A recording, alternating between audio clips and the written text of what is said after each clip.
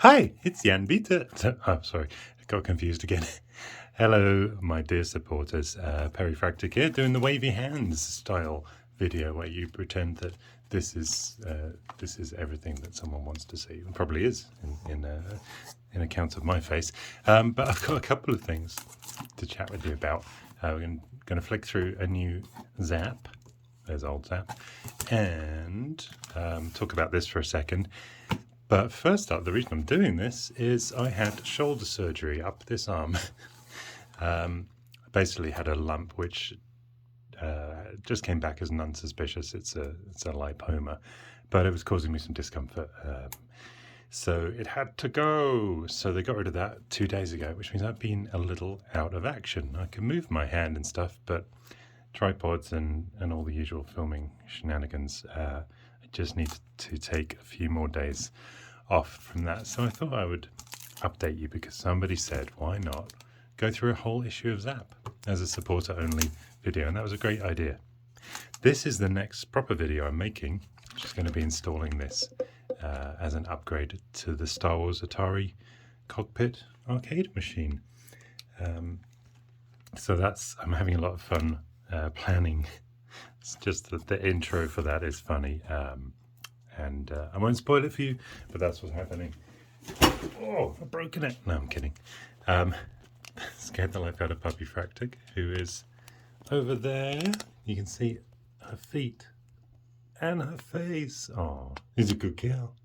Are you gonna wave? Wave. Wave. She's like, what? There's no treat. Wave. Good girl. Give me the paw. Oh, so good. Okay. Okay. Oh, we're coming up here now. Oh, okay. You go lay down. And here, ladies and jelly beans, is... Oh, why isn't that turning properly? Is my new cutting mat. As you can see, it now has static protection. It doesn't have a logo. I thought about putting a logo on, and Lady Fractic has that new Cricut label cutter, decal cutter machine.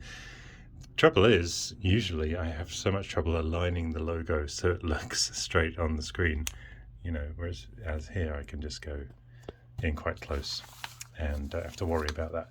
So for now, we'll see how we do without a logo. But for now, let's go through this. Now, of course, this is the new ZZAP, which is A5 sized. It's not. I thought A5 was half the size of A4, and it is if you go this way. But actually, because you're reading it this way, it's actually something like only 40% smaller. What I'm trying to say is because this side is the same size as that side, and the top isn't half of the width. It's actually more like it's only a third smaller. Because we were talking about whether to just reprint this in A4 without doing any kind of edits. And as you can see, the text is small, but if you increase that by a third, it would actually be fine. So we're talking about that. It's just very expensive to print that size. And with shipping costs and Brexit taxes and all sorts of things in Europe, Chris Wilkins is still thinking about that. But yeah, we'll let you know. This is going to be the issue 4 cover, so the next issue, because we're going through the covers. So issue 4 of the original covers we use that for issue 4 of the new one. So this is issue 3, which I don't have a real one of, but we'll set that carefully aside. I'll take you through this. The nice thing actually is the covers do match with quite often with the game. So Lay Relay, which is fantastic, I'll take you through that review in a second, is actually all about UFOs. And then, lo and behold, so it all works. And Oliver Frey, the absolute legend who painted these, he never actually painted them specifically. Let me rephrase that. They weren't always for games. That one you just saw was for Commando. But sometimes they were just fun sci-fi scenes. And Rockford, of course. Now, if you're an American, this whole cultural phenomenon may have passed you by, but you've probably heard about it through my channel.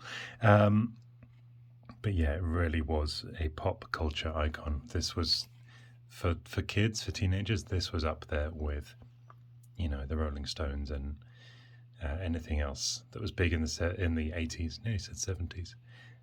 Stones were more 70s, but this was right up there. Every kid knew about it. And of course that rivalry with Crash, if you were a Spectrum owner. So let me take you in a bit closer, just a bit. So this is fun. I've had this running gag. So I'm actually designing the Rockfords just for this page. The other ones are kind of reused. So my first one was, it's half the mag it used to be, because it was, half the size mag it used to be. This issue 2, I think, was, I'm half the bug I used to be. So he was cut in half. And now it's getting a bit old, so this is half the gag it used to be. And I think issue 4, I might go with Hag, or I'll come up with something wonderful. You'll see. Trust me. Okay. So there's our contents page. This is Chris Wilkins talking about the cover disc, which we now have. So on Patreon, when you go to zapmagazine.co.uk and you can link to the Patreon and sign up, you can get a floppy cover disc. And we have a load of demos and sometimes full games on there now. This introduces everybody. There's someone called Christian Simpson. Apparently he's got a wife. And this, of course, Ollie Frey made for my video documentary about ZZAP. Naughty. We've also got Robin Hogg, Paul Morrison, Matt Allen, Chris, who's the editor, and Andrew Fisher, who is one of the patrons and probably watching this. Hi Andrew, thank you for your support. Really lovely bunch of guys, and the Slack that we have is now ZZAP Towers.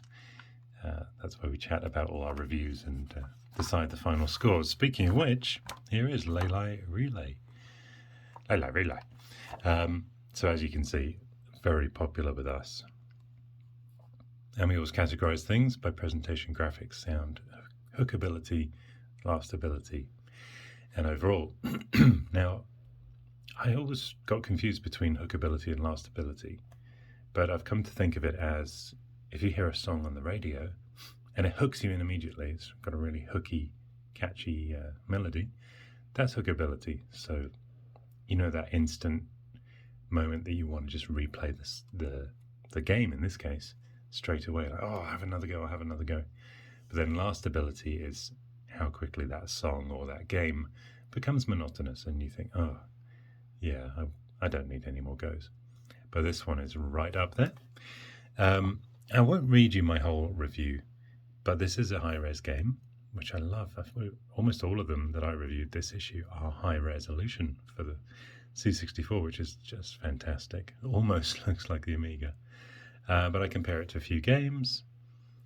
I talk about how it's topical, because when I was writing this, the whole CIA UFO report was coming out. It has great physics. You'll see if you play it. And a few little niggles, but otherwise, I said niggles, but otherwise, you'll find yourself saying, go on then, just one more try. Simply addictive. And the other guys loved it as well. Thumbs up from all three of us.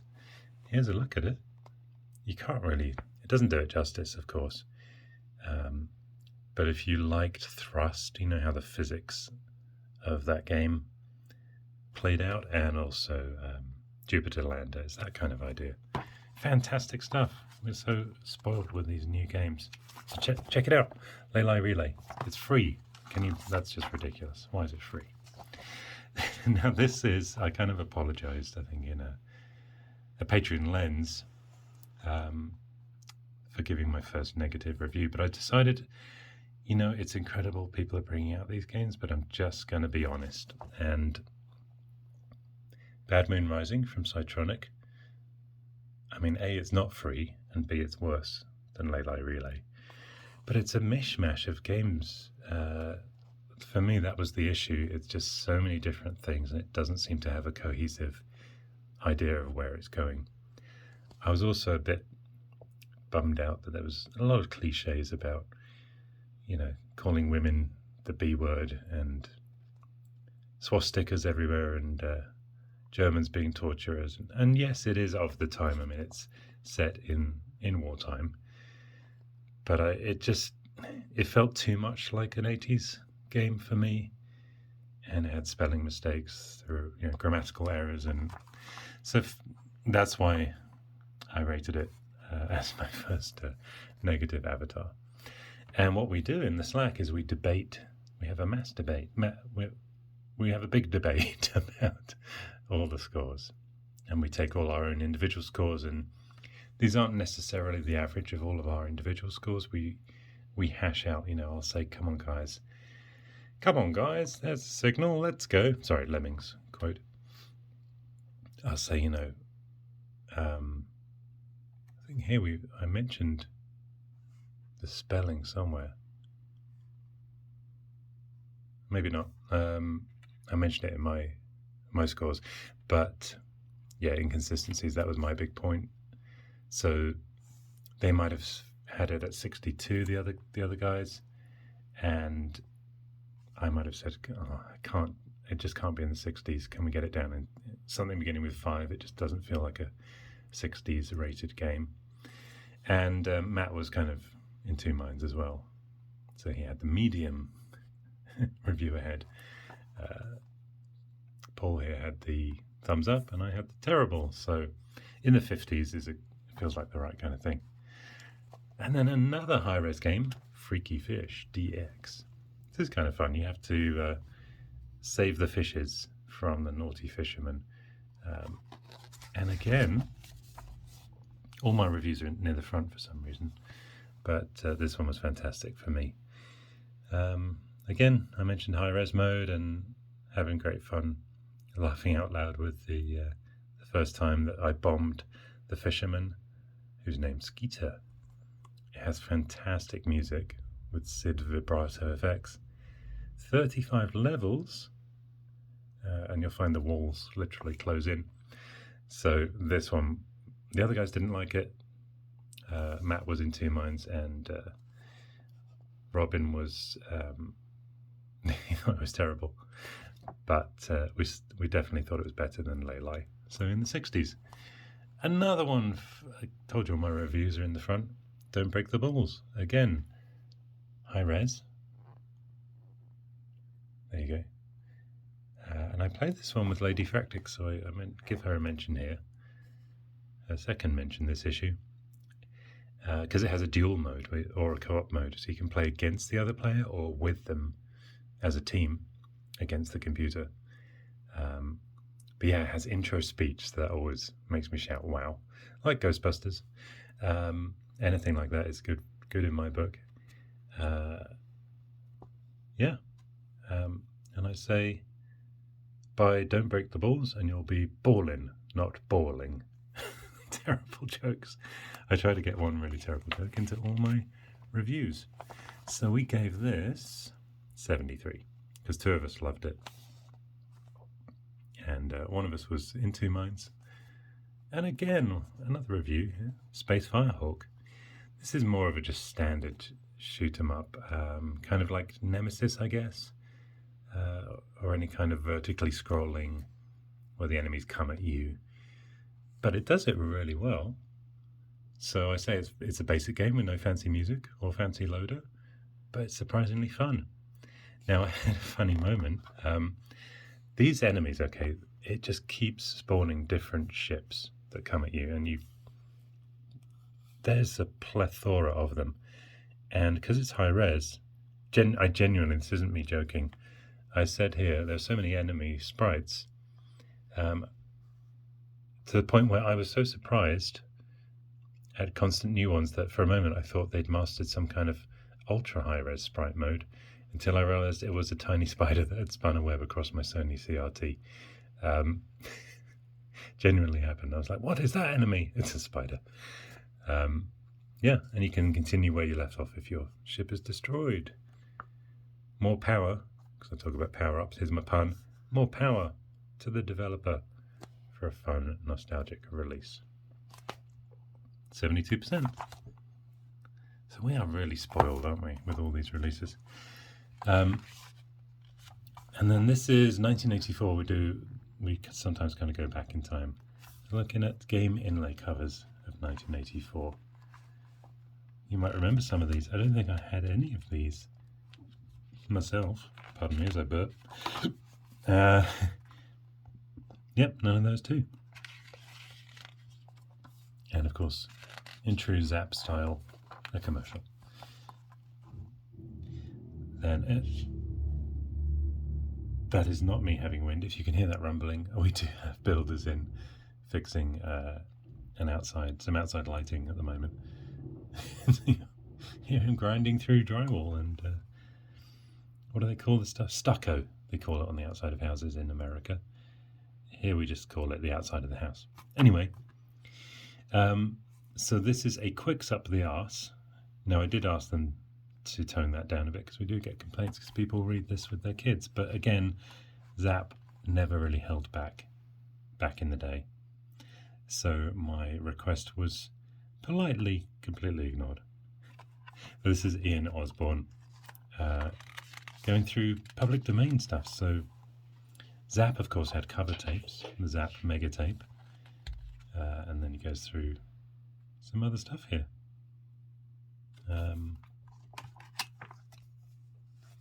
Sticks, this is called. Again, somehow these passed me by back in the day, which is, I think, the point of this article. It's for you to relive stuff that you might have missed. There is Sticks, the arcade version, I guess. Oh, that makes sense now. A quicks up the arse. Sticks, quicks. I'm sure that's something to do with it. What is public domain? And then on to ZZAP back. So, as it says here, each issue of a game is picked that was commercially released after the last standalone issue of ZZAP was published in 1992. So this is our way of... We don't want to review old games with the 3 reviewer style, but we can give them 1 page. And Matt Allen here is looking at Ice Guys. Like an Ice Guys. So yeah, Ice Guys came out in 1997 and was fantastic. That's a really good feature. It's a way to fill the blanks. And here, of course, is the White Wizard. Now, if you weren't familiar with ZZAP, this is he was kind of a cult icon within the cult icon. From his cavern deep in the misty mountains, crouched over the keyboard as dawn sweeps over the iron hills, Colin Bell taps out this epistle to adventurers across the world. Hashtag voiceover voice. Oh, fun fact. Don't know if it'll happen, but they've asked me to narrate the next series of the Grand Tour, albeit just the audio description, so you have to turn on that feature on Amazon Prime. But yeah, I'll be narrating Jezza and the slow one and the hamster. So that was cool. I'll let you know if that happens. So here we go through adventure games, and you remember I did an episode where I did a complete walkthrough of Hibernated 1 in voiceover style, kind of in a a book narration, audiobook style. So Hibernated 1 Director's Cut came out by Stefan, not Stephen, Voigt. And it talks here about some of the enhancements. I did really enjoy playing that. This I played as well. We didn't review it, but I had to play Torre Oscura. I love this style of adventure game. I just love it. It reminds me of adventures like Dracula, where there is text, but there's this just basic Commodore 64 drawing. And the reason I love those, particularly with Dracula, that was so atmospheric, is it, as I said in the Hibernated video, it leaves more to the imagination. So it's almost like a colouring book for the mind. And as a kid, when you see a basic drawing, you can kind of dive in there in your imagination and fill in the blanks and imagine, being comfortable and warm and looking at the table. And one of my favorites was Space Trader, I think it was called. Star Trader. And it would have like, you'd go to the starport and go to the bar, and it drew this really bad two-tone, like this but worse, image of you at the bar, and it said you order a cheese sandwich. And as a kid, I would actually go make a cheese sandwich and just sit there and play the game and imagine I was at the bar in the starport. That's, I think, the power of less is more for me, and why I still love these games. Good times. God, now I'm a reviewer. Occasionally that hits me.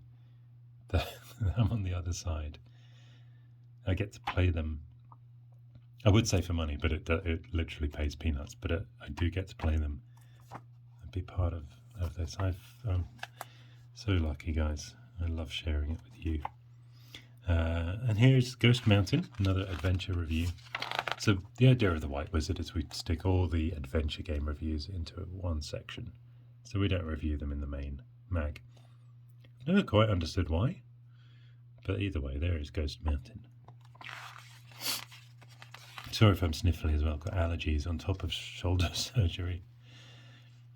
And because they are technically reviews, the White Wizard has the ability to give Sizzler awards. Now, of course, gold medal is when it's, I think, above 95. But anything over 90, and we can debate it as well in a big debate. But it's got 90. Silk Dust. Check it out. ZZAP is our letters page. I'm not going to read all the letters out to you. Do you get that? I guess, is that a wartime reference? Someone will explain that to me. Sometimes I don't even get the jokes. And there's Thingy. So he was Rockford's buddy from Thing on a Spring. Rockford, of course, features in Boulder Dash. Boulder Dash was made after ZZAP 64 and Rockford came out, so that was a marketing tie-in where they used a character created by Oliver Frey for a game that became a legend of its own as a game. So if you didn't know that, yeah, Boulder Dash, Rockford, Thing on a Spring, Thingy. Great name. Now, I wrote, as you may know, several letters to ZZAP as a kid. And they never got published, and I've asked Chris repeatedly if he can publish them belatedly, and he keeps saying yes. And then I think he's so busy that they've yet to make it, and it might be when I'm 64, I'll still be asking. Well, that might just be a running gag. I shouldn't talk about gags because this is about Jason Kelk, who was known as TMR/Cozine. Passed away at the age of 49. And I believe the thing with this was that he was also one of England's longest running COVID patients. So longest suffering, I should say. So rest in peace, sir. And thank you for your contribution to the community. Simon Butler here does these specials on Commodore art. I mean, look at that. That is beautiful, not just because it's a beautiful girl, even though her head's been turned into a ribbon. But how close can I get without... Yeah, there you go. Absolutely beautiful. Several art pieces here for you to enjoy. So what I might do is we're skipping closer to the 30-minute mark. Now you've got a real good feel for this. Is encourage you, if you want to read in detail any more of it, to go to zapmagazine.co.uk with 2 Zs, 2 Zs for the Americans. This one I reviewed, but 2 reviewers had already found it terrible. And generally, if 2 of us find it terrible, the other one will just have a quick glance, and if he agrees, we don't even put 3 reviews, we just go with 2. So sadly for Kong, It looks nice enough, but just plays really basic and really terrible on all fronts. Even though it has, you know, good graphics and sound, it's the last ability that really knocks it. Just plays badly. Yeah, and then we've got the Scorelord. We've got an article by someone with this RR t-shirt. Don't know what that's all about. I interviewed Lukash about his new album, and he's hidden a new game in track 12. And you have to, if you can play track 12, you can digitize it, somehow get it onto tape. You can then load it into a Commodore 64 as this game. So I did a really fun interview with Lukash here. And then it goes on and on. And then Paul Morrison here does a review of the game itself, just a kind of mini review, because it's a kind of free game. And then we've also got a review of the album. So kind of a Lukash special, and you'd have seen me post about that on my Facebook, because Lukash posted about it himself. And if you don't know Lukash, he's the guy that did the Spy vs. Spy cover, where he's wearing the spy mask and playing the Commodore 64. That's probably his most famous video. Yeah. And then real briefly again, creation by Paolo Rathjan, and more ZZAP back, where we look at actually past correlated ZZAP issues. So this is issue 3, so we look at the old issue 3. Same cover as mentioned. Go through all that. David Simmons here talks about some, I think, upcoming games. Hot data for vintage hardware. And David works behind the scenes as well to make the ZZAP radar and a lot of social media stuff and the cover disc, so you'll see that. News flash, so some news about new stuff. Look at, oh my, that just makes my heart race. Look at that graphics. Reminds me of Golder on a loading screen. Here is the ZZAP radar. So he designed this, and we kind of had a tiny bit of input, but I think it looks great. The idea is this is the next 12 months of game releases, so you can see what's coming and when. So quite close here, we've got The Empire Strikes Back. They're still working on that. And we're going to get Julian Rignall himself, Jazz Rignall, back to review that with us. So I'll finally get my dream of reviewing a game with a legend. And there's a sign-off. And Roger Keane, who was the original editor from ZZAP back in the day, is still along for the ride. So he did a sort of photo, never before seen photo memories sign-off. Another advert, we reviewed this in the previous issue, Nixie. And Chris's other magazine, Fusion. Check that out. And we are nearly at 30 minutes, so I just want to do my little wavy hands sign off. Bye! It's Jan Bieter. It was Jan Bieter. Let's say thanks for listening. Thanks also for your patience with me taking some extra time off with the old shoulder surgery, and I can't wait to get back to it and get that Atari Cockpit upgrade going. Thank you guys, as always, for your support. I love you all, and cheerio.